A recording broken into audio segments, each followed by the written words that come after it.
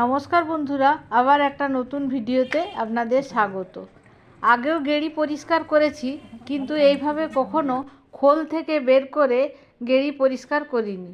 এই প্রথম এইভাবে আমি বেছে নিচ্ছি।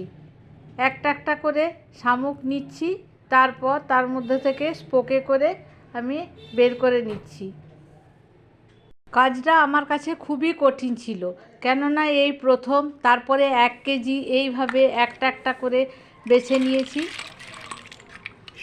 প্রথমে গেঁড়িগুলো একটা বাটিতে কসকসে গরম জল করে নুন দিয়ে কিছুক্ষণের জন্য ভিজিয়ে রেখেছিলাম। তারপর এইভাবে একটা একটা করে ছাড়াতে পেরেছি, তা নাহলে কিন্তু ছাড়ানো যায় না।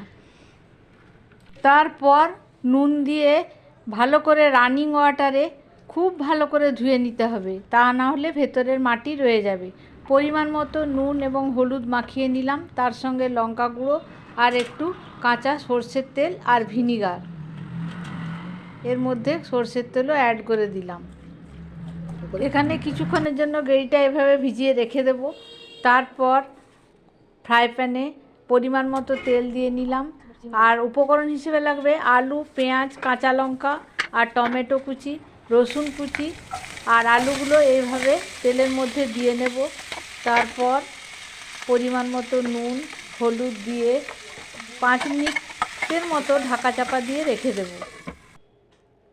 আলুটা যখন দেখব ভাজা হয়ে গেছে, তখন আলুগুলো একটা পাত্রের মধ্যে আমি ঢেলে নেব। তারপর আবার ফ্রাই প্যানের মধ্যে পরিমাণের মতো তেল দিয়ে জিরে, কাঁচা লঙ্কা, তেজপাতা, চিনি ফোড়ন দিয়ে ভালো করে নেড়ে চেড়ে নিয়ে রসুন কুচিগুলো দিয়ে দিলাম। পেঁয়াজ কুচি ওগুলো অ্যাড করে দিলাম। নেড়ে চেড়ে নিয়ে টমেটোটাও দিয়ে দিলাম। পরিমাণ মতো নুন এবং হলুদ গুঁড়ো আর লঙ্কা গুঁড়ো, ছোট্ট চামচের লঙ্কা গুঁড়ো আর একটু কাশ্মীরি লঙ্কা গুঁড়ো এর মধ্যে অ্যাড করে দিলাম। আর একটু পোস্ত বেটে রেখেছিলাম এর মধ্যে দিয়ে দিলাম, যাতে গ্রেভিটা ঠিকঠাক হয়।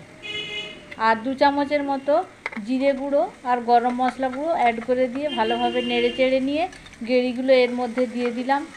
খুব ভালো করে কষিয়ে নিলাম। তারপর ভেজে রাখা আলুগুলো দিয়ে দিলাম। এভাবে নেড়ে চেড়ে নিচ্ছি।